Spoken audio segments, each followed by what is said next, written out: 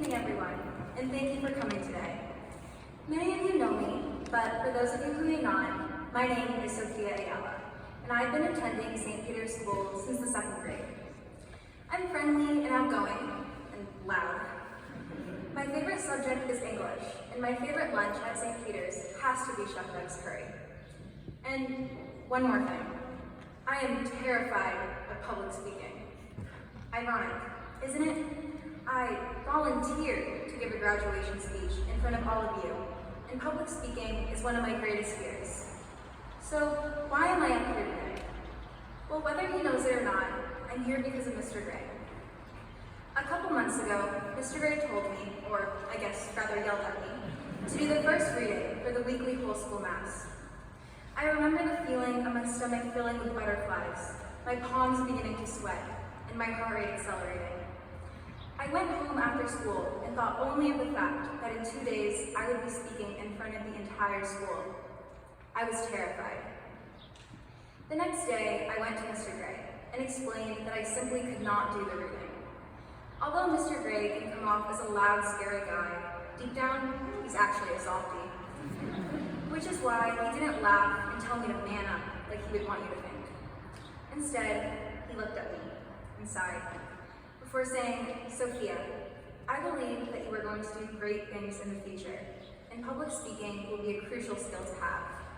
The more you practice, the easier it will become. But if you really don't want to do this reading, I'm not going to make you." Although my stomach churned at the mere thought of public speaking, I knew he was right, and I didn't want to let him or myself down. So I did the reading, and I didn't stumble once. Fast forward 3 months, and here I am, in front of all of you, giving my graduation speech. This is just one of the many lessons I've learned during my time at St. Peter's. I've grown into the person I am today here. I've learned to be kind, to work hard, to believe in myself. And I credit that to both my family and my teachers. So I'm here today to say thank you. Thank you to my parents for setting an example of what a good person is for me. Thank you to my 2 older sisters for all of the advice you have given me, and, of course, for the late-night FaceTime calls when I needed help with my math homework. Thank you, Mr. Smith, for helping me find my passion for writing in 5th grade. Thank you, Senora Carrazzo, for teaching us how to conjugate infinitives by getting the AR conjugation song stuck in literally all of our heads. Thank you, Mr. O'Connor, for not only believing in me, but for teaching me to believe in myself, especially before tests. Thank you for organizing the incredible trip to Washington, D.C. alongside Mrs. Flynn. And while I'm here, I would also like to deeply apologize for the chaos you have to endure between Lily and me during recess. I know that we can be a lot, to say the least. Thank you, Mr. Gray, for teaching us to always do the right thing, not only through our religion books, but through your both inspiring and flat-out insane life experiences as well. Thank you for making us laugh until our stomachs hurt, even if it is at the expense of others. And of course, thank you for teaching us just a little bit of math along the way too. Thank you, Father O'Malley, for showing me what it means to be a kind and selfless follower of Jesus. Thank you, Mr. Boyden, for being such an incredible leader for St. Peter's these past 2 years. Although we will all miss you and your ability to make us smile and laugh, I know that you will do incredible things in the future. I also couldn't resist a special shout out to a past teacher I have always and will always admire.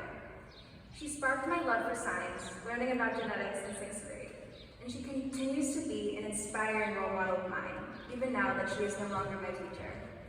Thank you to Mrs. Davis for making all of our days a little bit brighter. And don't worry, I can never forget Mr. Max and Mr. Derwachter. Mr. Max, your expertise and devotion to all of us will always be remembered with gratitude. And did you notice that I didn't once use the word stuff during this speech? And Mr. D, although you were thrown into the St. Peter's community just this past fall, you still managed to get fan club going. And last but certainly not least, thank you to Mrs. Adams. You've improved my writing skills beyond measure, and even though grammar was very painful at times, we all know now the difference between a direct object and an indirect object. The Five People You Meet in Heaven by Mitch Albom is a book we read with Mrs. Adams this year about an old maintenance man named Eddie. We read about his journey in the afterlife and the lessons he learned from the five people he met in it. I too learned a lesson from this novel. We only have one life here on earth, one chance to cross off all the goals on our bucket lists, one chance to make memories with the people we care for and love. Class of 2022, although our time together is ending, at least we know that we took our one chance and ran with it. Many of my most cherished memories were spent with all of you. Like the time we got kicked out of Uno's in 2nd grade because Cameron burped too loudly. Or the time Michael accidentally set off the fire alarm in 7th grade. What about the time we all heard Mrs. Adams' witch laugh for the first time? If you're confused by what that is, I strongly suggest you keep it that way. And of course, we'll never forget the time we all thought Emily and Lily wouldn't be able to take part in the Washington, D.C. trip because they had gone to Spain, tested positive for COVID, and still somehow managed to test negative 2 days before we left. And Ian, now that we're graduating, I only find it fair to formally and publicly apologize for ruining your 2nd and 3rd grade years by mistaking your name for Lan on the first day of 2nd grade. In my defense, that I really did look like an L. Basically, we've been through a lot together, and although we are going our separate ways, I will never forget times like those, and I will never forget all of you. Thank you for not only being my friends, or my best friends, but my second family. I love you all and am beyond proud of each and every one of you and the people you have grown into. Class of 2022, we did it, and I cannot wait to see what the future holds for us. Thank you everyone, and have a wonderful evening.